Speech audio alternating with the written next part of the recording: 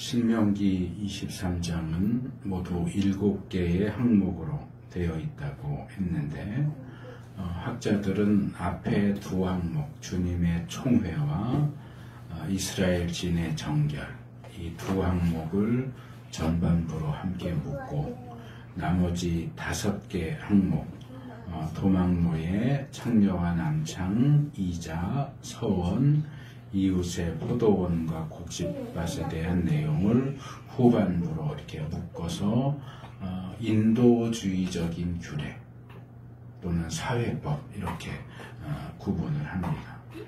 그런데 분량 때문에 지난 시간에는 첫째 단락만 주님의 총회에 들어갈 수 있는 사람과 안 되는 사람을 이야기하는 그 주제만 다뤘고 오늘 지금 읽어주신 본문으로 해서 이스라엘 진영의 정결에 대해서 살펴볼 텐데 이게 또 한 번에 살펴볼 만큼 또 양이 되지는 않고 조금 짧은 감이 있어서 원래는 전반부와 후반부로 나누어지지만 후반부 5개 항목 중에서 2개를 오늘 함께 전반부 뒤의 내용과 후반부 앞의 내용에서 3가지 항목을 함께 나누려고 합니다.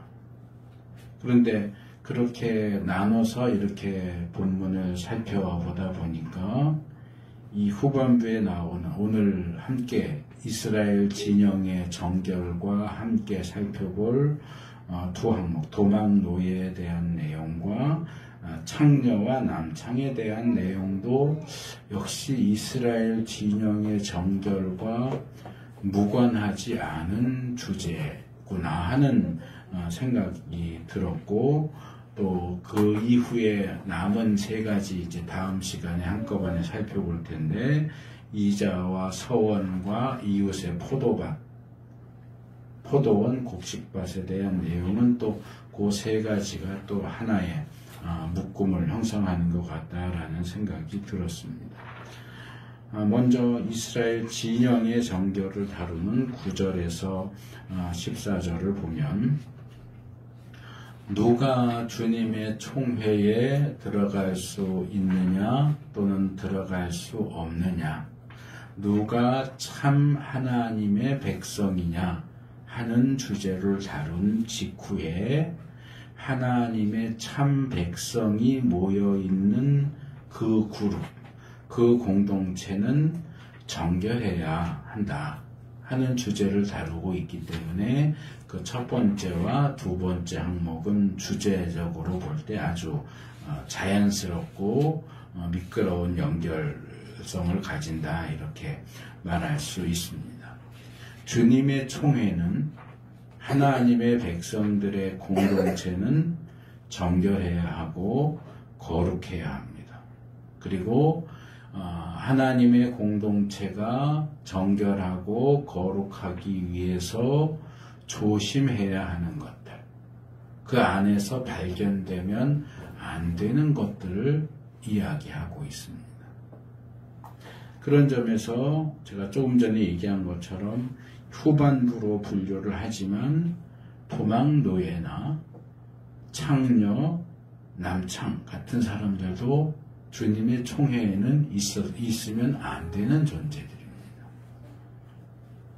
그리고 제가 본문에는 이스라엘의 진 이렇게 했는데 저는 이제 설교 제목을 일부러 진 안 하고 진영 이렇게 제목을 잡았어요. 왜냐하면 이 진하고 진영은 조금 뉘앙스가 다른데 이스라엘의 진 그러면 우리가 민수기의 앞부분에서 살펴봤던 것처럼 이스라엘이 광야 생활을 할 때 이동할 때는 어느 지파가 앞에 가고 어느 지파가 뒤에 가고 또 머물러 있을 때는 성막을 중심에 두고 레위 지파가 어떻게 동서남북에 있고 세 지파씩 어떻게 동서남북으로 이렇게 진을 치고 있느냐, 그럴 때는 이제 진 진이라는 표현이 맞는데, 이 본문은 그냥 거기서 다루는 것처럼 이스라엘이 한 곳에 머물 때 어떻게 하느냐를 다루는 게 아니고, 이스라엘이 전쟁을 하러 나가서 이제 군영이죠. 진영이라고 했지만, 군대가 이렇게 어디 주둔하고 있을 때 이런 거는 안 돼 하는 얘기예요. 그러니까 이것은 어떤 군대와 관련된 이야기고, 전체 이스라엘 백성의 진에 대한 얘기는 우리가 이미 민수기 앞부분에서 살펴봤기 때문에, 민수기 앞부분에 나오는 그 내용과 여기 나오는 내용은 서로 짝을 이루고 또 서로를 보완하고 있다, 그렇게 생각할 수 있습니다. 그래서 본문은 좀 특수한 상황에 이스라엘 군인들이, 병사들이 전쟁을 하기 위해 나가서 적과 대치하면서 이 군영을 형성했을 때 그 군영, 진영의 정결과 거룩을 유지하기 위해서 조심해야 할 것이 무엇이 있느냐. 본문에 이제 스스로 삼가야 한다, 이렇게 얘기를 했어요. 그래서 이스라엘 군인들이 진영을 쳤을 때 스스로 삼가야 하는 대표적인 일을 두 가지로 이야기합니다. 10절과 11절, 그리고 12절과 13절, 그리고 마지막 14절에서 이런 명령을 왜 하는가 하는 그 이유를 설명하고 있는 것을 볼 수 있습니다. 이 하나님께서 이스라엘을 구원하시고 그들이 이 전쟁에서 승리할 수 있도록 하기 위해서 이스라엘이 전쟁에 나갈 때 하나님께서 이스라엘과 함께 전쟁에 나가신다, 하나님이 함께 하신다 하는 내용은 우리가 신명기 20장 전쟁과 관련된 규례에서 이미 살펴봤는데, 본문에서는 그 신명기 20장에서 한 걸음 더 나가서 하나님께서 이스라엘과 함께 전쟁에 나가실 뿐만 아니라 이스라엘과 함께 전쟁에 나오신 하나님께서 이스라엘의 진영 안을 두루 다니신다. 마치 순찰을 하듯이 이스라엘이 이렇게 텐트 곳곳 이렇게 쳐놓은 곳을 이렇게 계속 돌아다니신다라고 이야기를 합니다. 그래서 하나님께서 그렇게 돌아다니시는데, 돌아다니시다가 이스라엘 진영에 있으면 안 되는 것들을 발견할 수 있어요. 이건 우리 개인의 삶의 영역을 놓고 봐도 그런 것들이 있습니다. 우리가 약하기도 하고 또는 악하기도 하기 때문에 우리가 살다가 어떤 유혹을 받아서 뭔가 내가 가지면 안 되는, 예수 믿는 사람으로서는 그것을 소지하면 안 되는 어떤 것을 구해서 가지고 있을 수 있어요. 그것을 집에, 다른 가족들은 아무도 모르게 나만 아는 장소에 이렇게 숨겨놓고 있을 수 있는데, 주님이 우리 집 안을 이렇게 돌아다니시다가 나는 숨긴다고 숨겼는데 하나님 눈앞에서는 가려지는 게 없거든요. 하나님이 우리 집안을 다니시다가 이런 게 왜 여기 있지? 얘는 나를 믿는 사람인데, 내 백성인데, 내 백성이라면 가지고 있으면 안 되는 물건이 왜 이 집안에 있지? 하실 수가 있어요. 같은 얘기를 하는 거예요. 저는 지금 진영 얘기를 하다가 이제 우리 집안 얘기로 이제 잠깐 돌려서 얘기를 했지만, 여기서는 이제 이스라엘 군대가 전쟁하러 나가서 진치고 있는 그 진영을 다니시다가 이제 본문에는 불합리한 것 또는 더러운 것, 부정한 것, 그런 것들을 발견하실 수 있다라고 이야기를 해요. 여기 이게 조금 번역하기 어려운 단어인데, 히브리어로는 에르바라는 하나님이 이스라엘 진영에서 뭘 발견하느냐? 에르바한 것을 발견한다. 이렇게 되어 있어요. 이 에르바는 원래 벌거벗었다라는 뜻입니다. 벌거벗었다. 특별히 여성의 성기를 가리켜요. 그리고 여성의 성기가 드러나 있으면 어때요? 그건 남성도 마찬가지지만 수치스럽고 부끄럽잖아요. 남들 다 보는 앞에 그렇게 다 드러내놓고 있으면 부끄럽잖아요. 그리고 더럽다라는 뜻도 있고, 그래서 벌거벗었다, 드러나면 안 되는 어떤 신체 부위, 그리고 수치스럽고 부끄럽고 또는 더럽다, 이런 의미를 복합적으로 가지고 있는 단어가 이 에르바라고 하는 히브리 단어입니다. 그러니까 이거는 요약해서 말하면 하나님 눈앞에 있으면 안 되는 게 거기 있는 거예요. 지금 하나님은 이스라엘에게 승리를 주기 위해서 이스라엘과 함께 가고 계시는데, 거기 하나님 눈앞에 있으면 안 되는 무언가가 거기 있어요. 그럼 하나님이 이스라엘과 계속 함께 계실까요? 그렇지 않다고요. 그러면 하나님이 부정하게 여기시고 더럽게 여기시고 혐오하는 것이 거기 있다면 거기를 떠나실 것이고, 그러면 이스라엘은 전쟁에서 승리할 수가 없어요. 그러니까 이스라엘이 전쟁에서 승리하려면 하나님이 함께 거하시는 그 진영 안에 부정한 것, 더러운 것, 부끄러운 것, 그런 것들이 있게 하면 안 된다. 그것들이 있지 않도록 조심해라. 이야기합니다. 이것은 꼭 전쟁 상황, 군영에만 해당되는 게 아니고, 아까 제가 예를 들었던 민수기 앞부분에 나오는 평상시에 이스라엘의 진도 똑같습니다.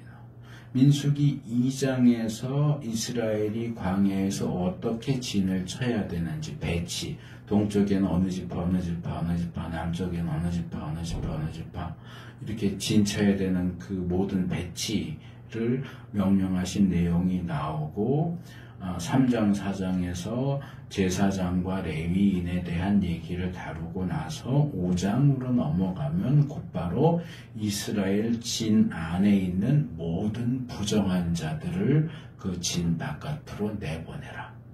그들이 진 안에 있는 것을 하나님이 보시면 하나님이 그 이스라엘 진을 떠나가실 것이기 때문에 부정한 자들은 진 바깥으로 내보내라고 명령하시는 이유도 똑같은 이유예요. 그래서 평상시에 이스라엘 이 집에 해당되는 집 안에 하나님 보시기에 역겨운 것, 저런 게 왜 내 백성 집에 있지? 하는 것들이 있으면 안 되고, 전쟁으로 나갔을 때도 역시 이게 왜 군인들의 병영 안에 저런 게 있지? 하는 게 있으면 안 된다는 얘기예요. 자, 그러면 뭐가 있으면 안 되느냐? 자, 일단 전쟁을 하러 나간다 그러면 군사들이 대부분 남자들일 거 아니에요. 뭐 여자도 군인으로 뽑는 뭐 이스라엘이나 그런 나라들도 있지만, 우리나라는 예를 들어서 뭐 군대 복역하라고 징병하면 여자는 안 뽑잖아요. 자기가 지원하는 경우를 제외하고는 남자만 뽑는다고요. 그러니까 고대에는 병사 그러면 다 남자예요. 여자가 전쟁에 나가는 일은 거의 없어요. 그러니까 남자들이 있기 때문에 어느 문제를 얘기하냐면은 10절과 11절에서 몽설에 대해서 얘기를 해요. 그러니까 한자 표현으로는 꿈을 꾸면서 사정을 하는 거예요. 이제 현대에서는 몽설이라는 표현보다는 몽정이라는 표현을 많이 쓰죠. 이제 말하자면 뭐 꼭 야한 꿈을 꿀 때 그러는 건 아니지만, 어쨌든 자다가 이제 전쟁할 수 있는 젊은 청년들이니까 이제 원기왕성하니까 자다가 사정을 하는 수가 있어요. 그걸 이제 몽설이라고 이야기를 합니다. 근데 이것을 9절에서는 어떤 악한 일이라고 했고 10절에 오면 밤에 몽설하여 부정을 탔다 이렇게 이야기합니다. 그래서 그냥 배경이 없이 본문을 읽다 보면 몽설을 하는 거, 몽정을 하는 거는 부정한 일이구나. 하나님이 나쁘게 보시는 거 아니야? 라고 생각할 수 있지만 우리가 비슷한 주제를 레위기에서 이미 다뤘어요. 거기서는 몽정만 다룬 게 아니고 여자들의 월경에 대한 내용도 다뤘죠. 그래서 그 부분을 다루면서 제가 말씀드렸지만 여자들이 월경을 하는 거나 남자들이 몽정을 하거나 사정을 하는 것은 그것은 신체적으로 자연스러운 현상이에요. 그거 자체를 그건 죄악된 거야 이렇게 말할 수는 없어요. 그런 현상이 없으면 임신도 할 수 없고 출산도 할 수 없어요. 그래서 사람의 신체에 하나님께서 그런 기능을 넣어주셨고 그런 어떤 생리적인 현상을 우리가 생활 속에서 경험하는 것 자체를 우리가 죄악시할 필요는 없다. 그거 자체가 악한 건 아니다. 그럼에도 불구하고 특별히 제사장 신학 무엇이 거룩한 것이고 무엇이 속된 것이고 또 무엇이 부정한 것이고 무엇이 정결한 것인지를 아주 세세하게 따지는 제사장 신학에서는 사정이나 몽설이나 월경이나 이런 걸 다 부정하다라고 얘기를 해요. 그러니까 그게 죄악된 행동이다를 얘기를 하는 게 아니고 인간의 몸에서 생명과 관련된 거잖아요. 남자의 정자와 여자의 난자가 만나서 결합해서 아이가 생기잖아요. 생명이 생기잖아요. 그래서 이 생명과 관련된 것이 사람의 몸 안에 있다가 몸 안에 있는 게 정상인데 그게 몸 바깥으로 빠져나오는 새 나온다 이렇게 보는 거예요. 제사장 신학에서는. 그러니까 생명이 빠져나가는 거예요. 나한테서. 생명이 빠져나간다라는 그런 관점에서 그렇게 빠져나오는 것은 그럼 내가 100이라는 생명을 가지고 있는데 월경을 하거나 또는 사정을 해서 1이 됐든지 10이 됐든지 생명력이 빠져나가면 나한테 남은 생명력이 90구나 90밖에 안 되잖아요. 그럼 내 생명이 그만큼 줄어드는 거예요. 내 생명이 줄어드는 것을 그걸 나쁘다고 보는 거예요. 그게 죄악된 거다라고 하는 거는 또 별개의 문제예요. 그건 죄악된 것은 아니지만 자연스러운 생리현상이지만 제사장 신학의 관점에서 볼 때는 제의적으로 또는 상징적으로 이건 부정하다라고 표현을 그렇게 하는 겁니다. 그래서 이런 제의적인 부정이 발생하면 레위기 15장 16절에서 대표적으로 말하는 것처럼 목욕을 하고 저녁 때까지 해가 질 때까지는 부정한 상태이고 이제 해가 지고 나면 목욕했고 해가 지고 나면 이제 다시 정결한 상태로 돌아온다 그랬는데 지금 본문에서는 그 일반적인 경우를 조금 더 강화시켰어요. 그래서 진영 바깥에 나가 있다가 해가 질 무렵에 목욕을 한 다음에 다시 진 안으로 들어올 수 있다.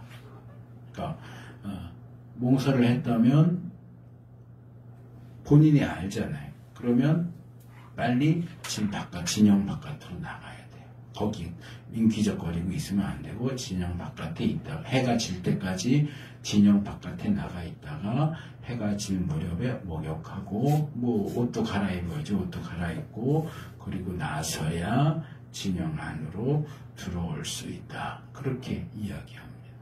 그래서 몽설을 한 군인 병사에게 진 바깥으로 나가라 라고 그러니까 일반 이스라엘 신 안에서는 그렇게까지는 하지는 않아요. 그러니까 이스라엘 신 안에서 생활을 하다가 월경을 하거나 또는 사정을 했을 경우에 진 바깥으로 나가라라고 얘기하진 않아요. 바로 씻고 푹 씻었지만 부정한 상태로 있다가 해가 지면 그 부정한 상태가 이제 해제되는 그런 방식으로 했는데 지금 여기서는 바로 나가야 돼요. 알면 깨달았으면 나가 있다가 해질 때 씻고 들어오라고 이야기하는데 왜 그러면 여기서는 일반적인 경우와 다르게 얘기하느냐? 왜 더 추가적인 내용, 더 특별한 내용을 더 요구하냐라고 할 때는 지금이 전시 상황이잖아요.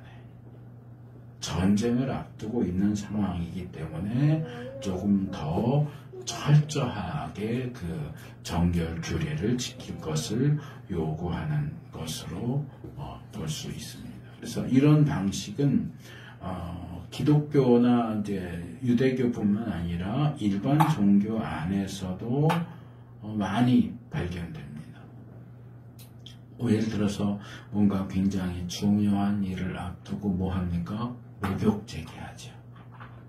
자기가 믿는 신에게 빌기 위해서 그냥 빌어도 되잖아요. 근데 굳이 목욕해요. 목욕하고 깨끗한 옷 갈아입고 깨끗한 물 떠놓고 정화수 떠놓고 그러고 나서 기도하죠. 중요한 어떤 일을 앞두고 뭐 어떤 경우에는 부부관계를 하지 않는다거나 정상적인 부부면 얼마든지 할 수 있지만 중요한 일을 앞두고 좀 그런 것도 조심해서 하지 않고 그리고 그 일이 끝난 다음에 와서 한다든가 이런 것들도 뭐 일반적으로 우리가 많이 볼 수 있는 경우인데 성경은 구약은 또 특별히 이런 정결을 중요하게 여기기 때문에 이런 세세한 것까지도 다 설명을 하는 겁니다. 12절, 13절로 넘어오면 이번에는 뭐가 나오냐면 용변과 배설물. 그러니까 한마디로 말해서 똥 싸는 문제를 얘기를 해요. 뭐 그런 거. 이 부분은 제가 다른 본문 하면서도 몇 번 소개를 했던 부분이에요. 하나님은 우리가 똥 싸는 문제까지도 신경을 쓰신다. 자, 일반적인 진에는 변소를 어떻게 했는지가 나오지 않아요. 지금은 대부분 집 안에 화장실이 있고요. 우리 어렸을 때 그리고 옛날에는 보통 뒷간 그래갖고 집 바깥에다가 따로 만들었죠. 변소를. 이 고대 이스라엘 사람들이 변소가 집 바깥에 있었는지 집 안에 있었는지 우리나라처럼 뭐 요강 같은 걸 사용했는지 그런 것에 대한 어떤 정보는 거의 나오지 않습니다. 근데 이제 비슷한 내용은 나오죠.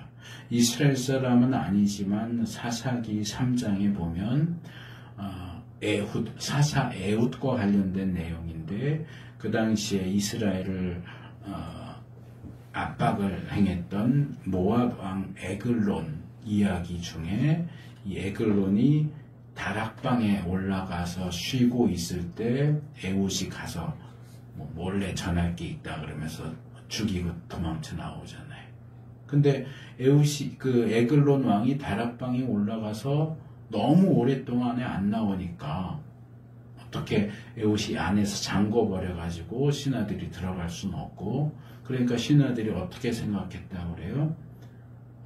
우리 왕이 지금 화장실, 용변을 보나 보다.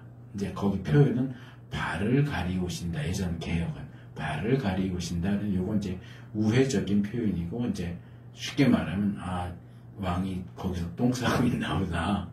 그러면 똥 싸는데 오래 걸리나 보다. 변비가 있나? 그러면서 한참을 기다렸다 하는 내용이 나와요. 그건 이제 다락방에 변소가 있지는 않을 거고 아마 요강 같은 거나 이제 그런 대체할 수 있는 그런 게 있어서 방 안에서도 용변을 보는 경우가 있었다라고 추측이 가능하고, 실제로 이 예루살렘을 이 발굴을 하는 과정에서 다윗 성에, 예루살렘에 개인 화장실이 있는 걸 발굴하기도 했고요. 또 열왕기하 10장에 보면 북이스라엘의 예후가 바알 신당을, 바알 신전을 그걸 폐지시키고 거기를 대형 공중변소로 만들었다 하는 내용도 나오기는 합니다. 그래서 어떤 평상시에 이스라엘 사람들이 사는 집 안에 변소가 있었는지, 바깥에 있었는지, 아니면 이스라엘 진 바깥에 용변 보는 곳을 따로 만들었는지, 이거는 확실하지가 않아요. 근데 이제 본문이 말하는 전쟁 상황에서, 전쟁 상황은 야전 상황이잖아요. 야전에 나가면 저희도 예전에 중학교, 고등학교 시절에 교회에서 학생들 수련회 가면 제가 한 고등학생 때까지도 대부분 텐트 치고 살았어요. 대형 텐트. 요즘 애들은 그런 거 가져와서 텐트 쳐 그러면 못 칠 거예요. 이게 중간에 기둥 2개 받고 이렇게 당겨가지고 팩하고 해서 한 30명 이상 들어갈 수 있는 대형 텐트 이렇게 쳐가지고 하면 화장실이 없잖아요. 그냥 강가나 이런 데 가니까. 그러면 옆에 한 군데다가 이렇게 막대기 이렇게 박아놓고 천 이렇게 해오고 땅 파가지고 간이 화장실 만들어요. 거기 나무 이렇게 해갖고 디딜 수 있게 해놓고. 그것처럼 이스라엘 병영에도 아마 그 진영 바깥에 간이 화장실을 만들었을 가능성이 있어요. 근데 이제 저희가 했던 것처럼 그렇게 뭐 이렇게 천 둘러놓고 이렇게 기둥 박아놓고 땅 파고 이렇게 하는 건 아니고, 그냥 이스라엘 진치면 대충 저기 바깥에 어디 나가서 알아서 일 봐, 뭐 이렇게 했던 것 같아요. 그러니까 갈 때 뭘 갖고 가라고요? 삽을 갖고 가래요. 대변을 보고 싶으면 삽 하나 챙겨가지고 가요. 뭐 그 당시에 뭐 크리넥스 이런 거 없을 테니까 아마 뭐 풀 가지고 닦았을 수도 있고, 뭐 헝겊도 아마 이렇게 귀했을 테니까 헝겊으로 닦지도 않았어요. 아마 풀이나 이런 거 갖고 닦았겠죠. 그러니까 대충 여기가 이제 화장실 구역, 그러면 가서 이제 남이 써놓은 것도 있으니까 밟지 않도록 조심해야 되고, 어떻게 이렇게 피해서 보면 이제 그 옆에 땅 파서 이렇게 덮어라. 그러면 이제 불룩 나오겠잖아요. 그러면 다른 사람이 가서도 저기는 용변 본 자리니까 밟으면 안 돼 하고 이제 피해 갈 수 있게.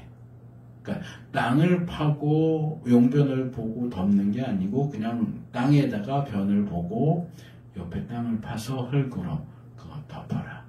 그러니까 거긴 이스라엘 진영 바깥이에요.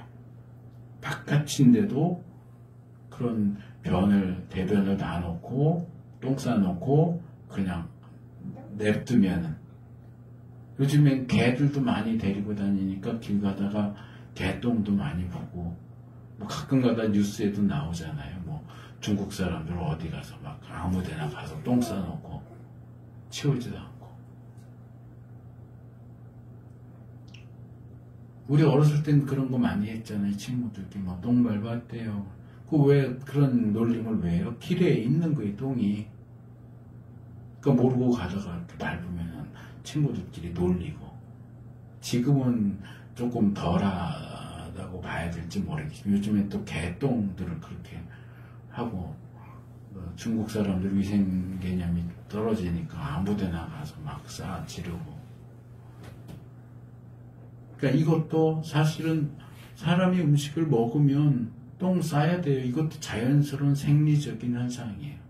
그렇지만 어쨌든 이 몸 안에 있는 이제 내 몸에 필요한 양분들이 다 빠지고 찌꺼기가 나오는 거잖아요. 그러니까 이 찌꺼기가 나오는 것 자체를, 똥 싸는 것 자체가 문제가 있다는 얘기가 아니고, 그걸 쌌으면 어떻게 안 보이게 이렇게 잘 덮어놔야지. 그걸 그대로 그냥 드러나게 냅두면 그것도 하나님 보실 때 이건 더러운 부정한 일이다.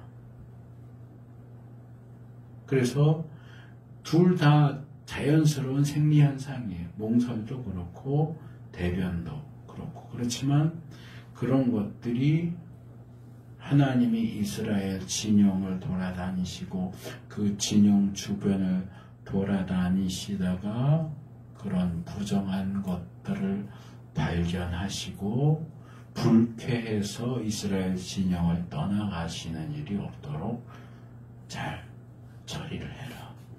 규정대로 잘 처리해라. 그러니까 우리 삶 속에 있어도 마찬가지예요. 그거를 이렇게 말할 수 있을 것 같은데, 이 사람마다 성향이나 성격이 다르니까 어떤 사람들은 또 지나치게 깔끔을 떨어요. 그러니까 뭐 TV에 나오는 뭐 예를 들어서 서장훈 같은 사람은 너무 깔끔을 떤다 그러잖아요. 강박증이 있을 정도로 손 계속 씻어야 되고, 또 어떤 사람은 전혀 그렇지가 않아요. 그러니까 머리를 한번 감았다. 여러분 어떻게 하시는 분인지 모르겠어요. 머리 감고 그 다음에 이렇게 수건으로 닦고 나면 머리카락이 세면대나 이런 데 떨어져 있을 수 있잖아요. 저 같은 경우는 그러면 그거 다 이렇게 해갖고 물 내려서 버리든가 옆으로 치우든가 해서 그 세면대에 머리카락이 남아있지 않게 해요. 근데 그렇지 않은 사람들이 있어요. 특별히 여자들 머리카락이 길잖아요.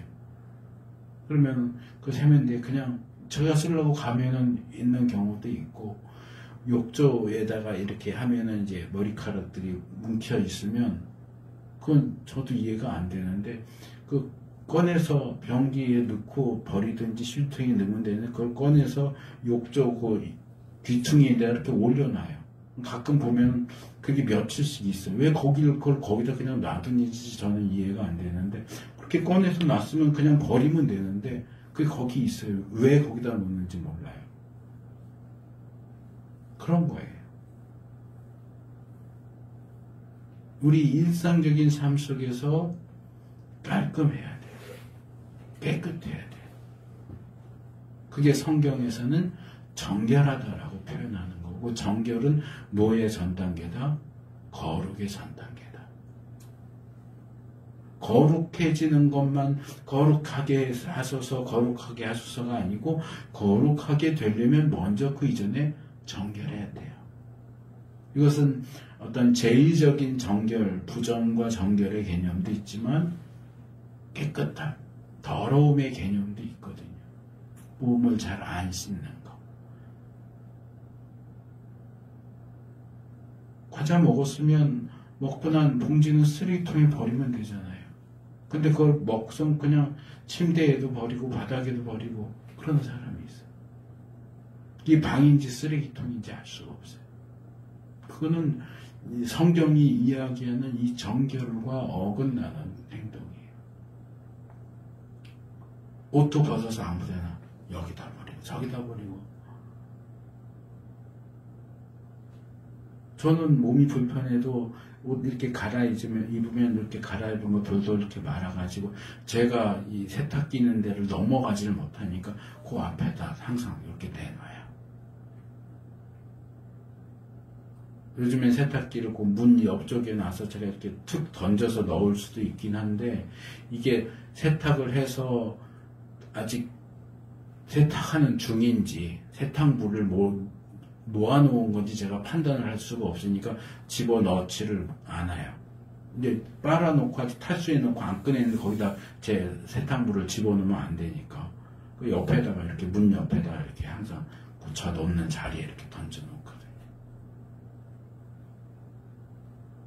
그래서 삶 속에서도 깔끔해야 돼. 지저분하게 살면 안 돼요. 그것도 하나님이 보시기에 불합리한 거. 그러면 안 되는 그런 모습이다. 그래서 뭐 성경에서 그런 것까지 얘기해 그럴 수 있지만, 하나님은 우리가 정결하기를 원하세요. 정결의 단계를 넘어서 거룩하기를 원하시기 때문에 어떻게 우리의 삶과 우리의 주변이 정결해야 하느냐 하는 것도 굉장히 중요한 부분으로 생각을 하셔야 됩니다. 이제 하반부, 후반부의 두 개를 더 살펴보겠다고 했는데, 이 후반부 15절에서 25절은 아까 말씀드린 것처럼 5개 항목을 다루지만 시간 관계상 오늘은 그 중에서 2개만, 다음 시간에 나머지 3개를 다룰 거고요. 근데 이 2개가 지금 주님의 총회, 이스라엘 진영의 정결, 그렇게 이어서 살펴보다 보니까 제가 막 일부러 그렇게 무리하게 엮으려고 하는 게 아니고, 이걸 이렇게 볼 수도 있겠네. 이스라엘 진영이 정결하기 위해서는 뭐 조심해야 돼요? 몽설하는 남자 조심해야 되고, 용변 보는 거 조심해야 되고, 그리고 노예, 창녀, 창남 역시 이스라엘 안에서 발견되면 안 되는 요소들이다. 조금 더 설명을 들으시면 왜 제가 이렇게 말하는지를 아실 수 있습니다. 먼저 15절, 16절은 도망 노예에 대한 내용입니다. 자, 어떤 노예가 주인에게서 도망쳤어요. 탈출한 거죠. 도망쳐서 다른 이스라엘 사람에게 왔어요. 나 좀 도와주세요. 나 노예인데 주인에게서 도망쳐 나왔습니다. 저 좀 도와주세요. 그럼 어떻게 해야 됩니까?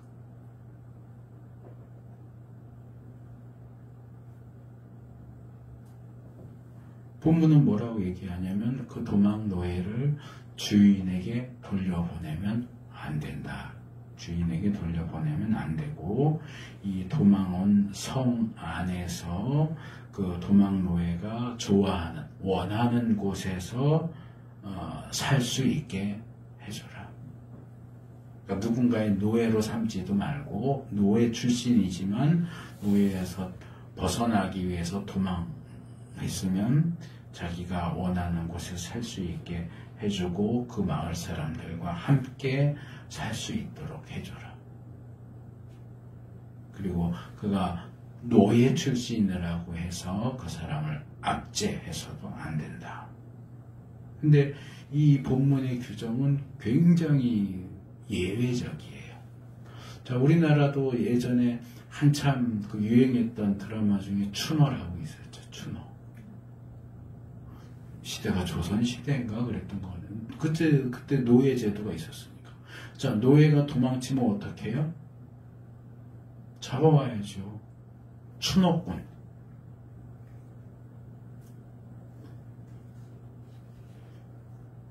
전문적인 노예 사냥꾼 고용해서 추적해요. 그 과정에서 죽을 수도 있고, 쫓는 중에 죽을 수도 있고, 붙잡아 온 다음에 죽일 수도 있고, 뭐 어쨌든 도망 노예를 그냥 풀어주는 법은 없어요.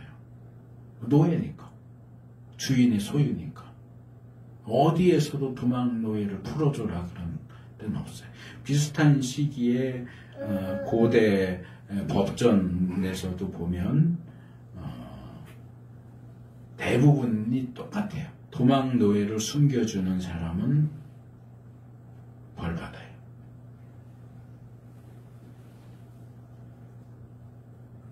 함무라비 법전, 제가 이제 모세오경하고 모세율법하고 함무라비 법전 많이 비교해서 얘기하잖아요. 비슷한 시기에 법이 있기 때문에 거기는 남의 노예를 잡아두는 사람은 사형에 처하라고 돼 있어요. 그리스 로마 사회에서도 그랬고, 지금 추노 예를 들었던 것처럼 우리나라도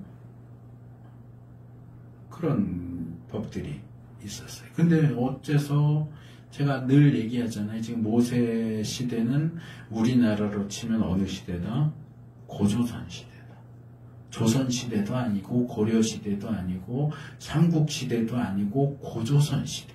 고조선 시대의 법인데 도망 노예를 마음껏하게 놔두래요. 우리나라도 지금 뭐 이런 거 문제되잖아요. 탈북자 송환해야 되느냐 말아야 되느냐.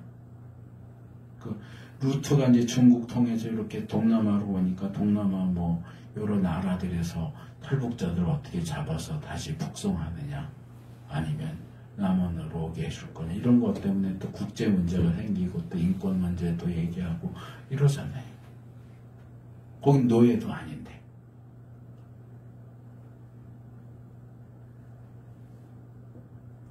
근데 이 규정을 비슷한 다른 규정하고 비교해 볼 수 있어요. 신명기 22장 1절, 2절 보면 그냥 이렇게 얘기하면 무슨 얘기인지 모르시겠지만, 이웃의 가축이 길을 잃어서 돌아다니고 있으면 어떻게 해라? 찾아다 주인한테 찾아다 줘라. 주인이 지금 어디 있는지 모르면 데리고 있다가 나중에 주인이 찾으면 돌려줘라. 자, 이웃집의 가축은 찾아줘야 되는데 왜 이웃집의 노예는 풀어주라고 얘기할까요? 두 명령이 정반대가 돼. 이웃집 가축은 돌려주라고 그러는데 이웃집 노예는 풀어주래요. 자, 구약과 신약에는 원래 하나님의 뜻이 아니지만 인간의 연약함 때문에 또는 인간의 악함 때문에 하나님이 허용하시는 것들이, 허용, 이건 이제 신학에서 사용하는 표현이에요. 우리가 일반적으로 사용하는 표현이지만 신학에서 하나님이 요거는 허용하셨다라고 하는 거는 특별한 의미를 가진 단어예요. 하나님이 허용하시는 것들 몇 가지 예를 들면 일부 다처제. 하나님의 원래 기준은 뭐예요? 일부 일처제예요. 그렇지만 성경이 일부 다처. 아내가 많은 경우가 많이 발견되죠. 그럼 왜 하나님이 믿음의 조상 아브라함도 아내가 여럿이고, 야곱도 아내가 여럿이고, 다윗도 아내가 여럿. 그거 왜 하나님 그냥 놔두지 않느냐? 야단쳐야 돼. 하나님의 뜻이 일부 일처제면 못하게 해야 되는데. 근데 이걸 허용했다고 보는 거예요. 허용했다. 일부 다처제, 이혼, 그리고 노예제도 같은 것도 여기 해당됩니다. 그러니까 구약에도 신약에도 왜 노예를 해방해라 그런 내용이 안 나와. 노예제도를 인정하는 것처럼 구약에도 그렇게 나오고 신약에도 바울이 특별히 고린도전서 7장에서 그런 얘기를 해요. 각 사람은 부르심을 받은 그때의 처지에 그대로 머물러 있으십시오. 노예일 때에 그리스도인으로 부르심을 받았습니까? 그럼 그냥 노예로 있으라. 이렇게 얘기해요. 왜 바울도 왜 노예제도를 반대해야 되는데 왜 노예제도를 지지하는 것처럼 발언을 하느냐? 이제 신약학에서는 이제 바울을 그렇게 공격을 하는 경우가 있는데, 사실 그 뒤에 읽어보면 21절 하반절에서 고린도전서 7장 20절, 22절, 21절 하반절에 그러나 자유로운 몸이 될 수 있는 기회가 있으면 어떻게 해서든지 그것을 이용하십시오. 자유인이 되도록 하는 것도 나쁘지 않다.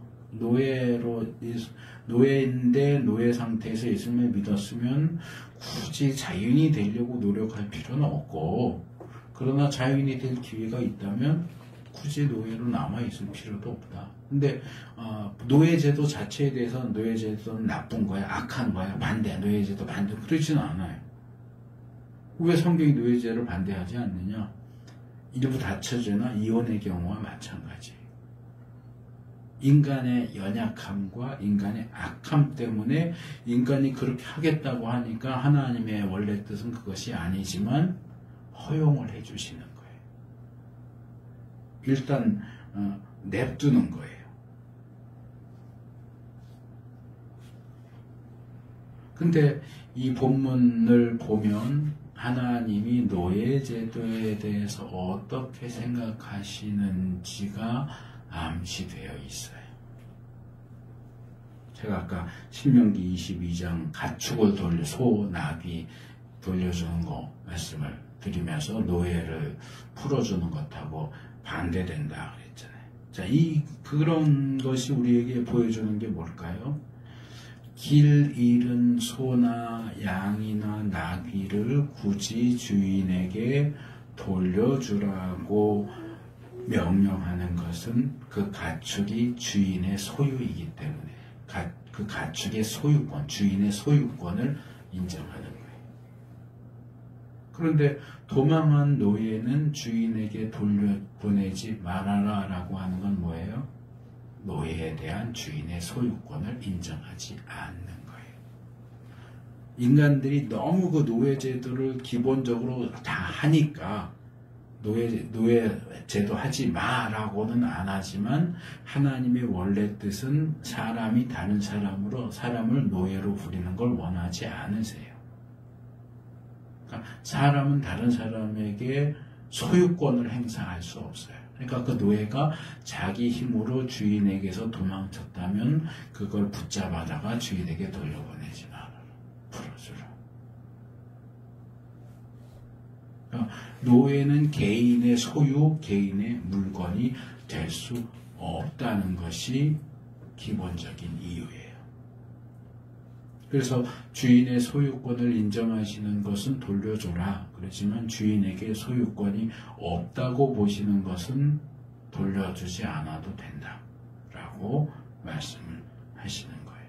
그러니까 주인 집에 머물러 있는 노예를 빼돌리는 건 그건 안 돼. 그건 이제 유괴하고 또 연결이 될 수 있겠지만 노예 자신이 자기의 힘으로 주인에게서 도망쳐 나왔다면 그걸 굳이 잡아다가 주인에게 돌려보내지 말고 자유롭게 살 수 있도록 해라. 왜? 하나님은 노예 제도를 원하시지 않거든요. 그러니까 그런 게 아주 고대의 내용이지만 하나님이 노예 제도를 어떻게 생각하시는지가 여기 암시되어 있다. 그러니까 우리가 생각하는 노예 해방에 비하면 굉장히 소극적인 규정이지만 이것을 적극적으로 확대하면 뭐예요?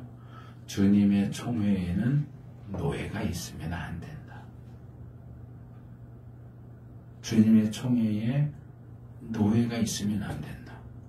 지금은 너희의 연약함과 너희의 악함 때문에 어쩔 수 없이 그 부분을 허용해 주지만 원칙적으로는 그건 안 되는 거야.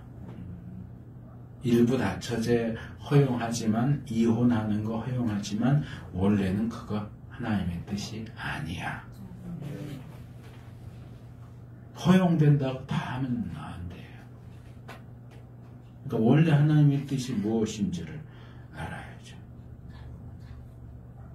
그러니까 도망 노예가 없어야 된다가 아니고 인격체인 누군가를 노예로 부리는 것이 원래의 하나님의 뜻은 아니다.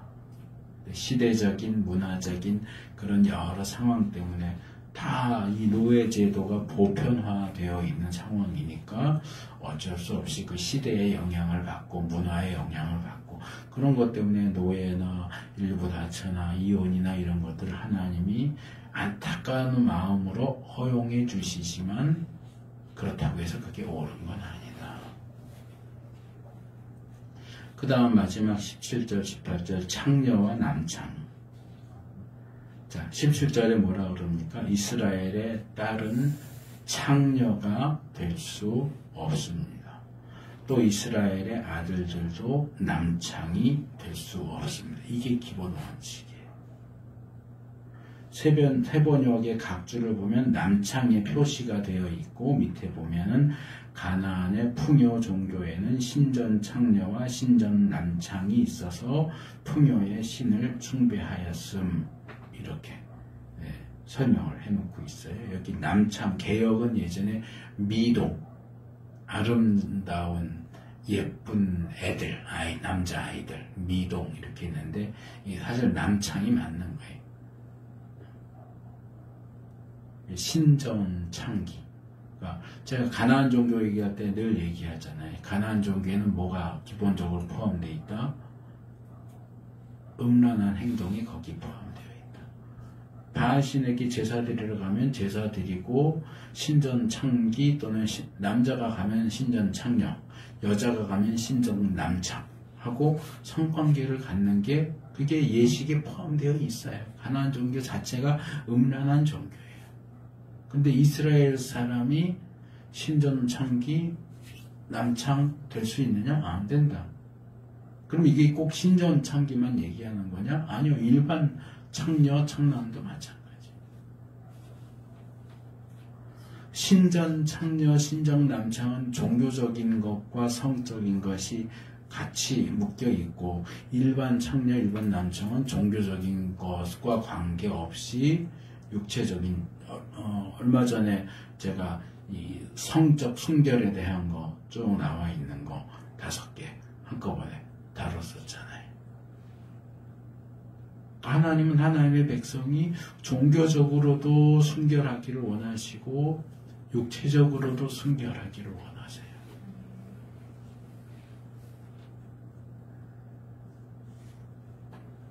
이제 끝나는 거야. 레위기 21장 9절에 이런 구절 예전에 설명했었어요. 제사장의 딸이 창녀짓을 하여 제 몸을 더럽히면 그 여자는 불태워 죽여야 한다. 제사장의 딸인데, 제사장이 뭐하는 사람이에요? 이스라엘 백성이 어떻게 하나님의 백성답게 거룩하게 살 것인가, 하나님과의 관계, 어떻게 정결하게 살고 어떻게 하나님과의 관계를 잘 유지할 수 있을까를 도와주는 사람이 제사장인데, 그 역할을 하는 제사장 딸이 몸을 함부로 굴려가지고 이 남자도 만나고 저 남자도 만나고 이 남자하고도 자고 저 남자하고도 자고 몸을 함부로 굴려서 그 몸을 더럽히면 어떻게 해라? 태워 죽여라. 이게 꼭 제사장 딸에게만 해당될까요? 이스라엘 사람의 딸이 창녀짓을 하면 어떻게 해야 돼요? 역시 화형이에요. 이스라엘은 그 사형 방법이 많지 않아요. 이제 우리가 그동안 쭉 신명기 살펴보면서 대부분 뭐가 나왔어요? 투석형, 돌로 쳐서 죽이는. 돌로 쳐서 죽이는 경우가 대다수지만 몇몇 경우는 화형을 하는 경우가 있어요. 근데 그 대표적인 경우가 창녀예요. 우리말에 직업에 귀천이 있냐 그런 말이 있어요. 그거는 기본적으로 직업 자체가 귀한 직업, 천한 직업이 있는 건 아니다. 좋은 뜻이에요. 그런데 조금 비틀어서 보면 좋은 직업도 있지만 나쁜 직업도 있어요. 나쁜 직업이 분명히 있어요. 자, 도둑질하는 게 직업이다. 사기치는 게 직업이다. 그것도 직업에 귀천이 없다 이렇게 할 수 있어요. 남에게 해를 끼치는 직업은 나쁜 직업이에요. 제가 예전에 부평에서 부교육자 할 때 새가족반을 청년부하고 행정하고 뭐 같이 했었는데, 어느 분이 새가족반을 부부가 왔어요. 이 부부가 서울 북쪽 지역이었는데 동은 정확히 구나 동은 기억이 안 나는데 어디 교회 사찰 집사래요. 근데 이 사찰 집사가 돈을 모아가지고 부평에는요 모텔이 엄청 많아요. 그냥 주택가인데 가정집 모텔 이런 정도로 모텔이 많아요. 불교 상품점도 엄청 많고요. 근데 모텔을 경매로 모텔을 산 거예요. 교회 사찰 집사. 그러니까 남편 사찰 집사는 그냥 교회 사찰 일을 계속하고, 아내 사찰 집사가 그 모텔을 경영하러 부평으로 내려오면서 교회를 이제 그쪽으로 못 나가니까 제가 있던 교회로 출석을 하면서 새가족반을 하면서 제가 그분 얘기하는 거 듣고 정말 너무너무 깜짝 놀랐어요. 뭐라 그런지 아세요? 자기가 예전에는 몸 파는 여자들 나쁘게 봤대요. 근데 자기가 모텔을 하다 보니까 모텔에 그냥 잠만 자러 오는 게 아니잖아요. 모텔 와서 여자 불러달라고 그러면 또 연결해갖고 또 몸 파는 여자들 연결해서 들여보내주고 이런 일을 이제 이 사찰 집사가 여자 사찰 집사가 그 일을 하는 거예요. 그래서 그 일을 하면서 자기가 이렇게 일을 하다 보니까 왜 그게 나쁜지 모르겠대요. 남의 돈을 훔치는 것도 아니고 물건을 훔치는 것도 아니고 자기 몸 자기가 하는 건데 왜 그거 나쁘다고 하는지 모르겠다. 여러분들도 그래요? 여자가 자기 몸을 함부로 불리고 이 남자하고도 자고 저 남자하고도 자고 그런 거 전혀 문제 없어요?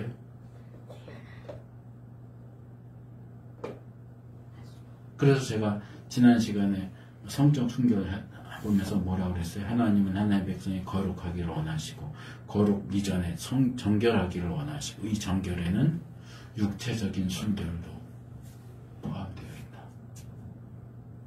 하나님은 하나님의 백성이 육체적으로 순결하기를 원하세요. 근데 그걸 자기 마음대로 막 행동하면서 난 그래도 교회 다니니까 나 하나님의 백성이야. 나 구원받았어. 그럴 수 있어요? 이게 뭐가 문제야? 내가 남의 몸을 억지로 하는 것도 아니고 내 몸 가지고 내가 이 남자하고도 자고 저 남자하고도 자기 때문에 뭐가 문제야? 그럼 하나님이 그래 그것도 허용 그러실까요? 아니요.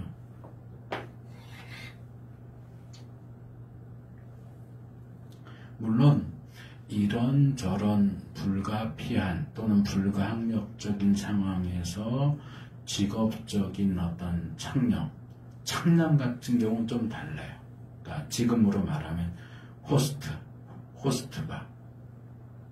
그러니까 우리가 이제 뭐 드라마나 영화나 소설 보면 그런 경우 많잖아요. 뭐 빚 때문에 어쩔 수 없이 뭐 청녀촌에 팔려가는 그런 얘기는 많이 들었지만 남자가 호스트바에 빚 때문에 팔려가는 그런 경우는 그건 자기가 찾아가서 하는 거고요.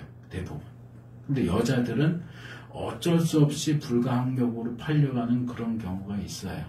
그런 경우에도 우리가 그 사람을 정죄하고 너는 그런 직업을 가졌으니까 너 구원받을 수 없어 이렇게 말하기는 힘들죠. 어쩔 수 없는 경우는 또 어쩔 수 없는 경우고 그 사람들이 또 회개하고 주님 앞에 돌아오면 얼마든지 구원받을 수 있다라고 말해야 하지만 예수 믿고도 그 일을 계속한다. 그건 문제가 있는 거죠. 자, 도둑질 하던 사람도 회개하면 구원받을 수 있어요. 근데 회개해놓고 계속 도둑질해서 먹고 살아요. 그거 회개한 거예요?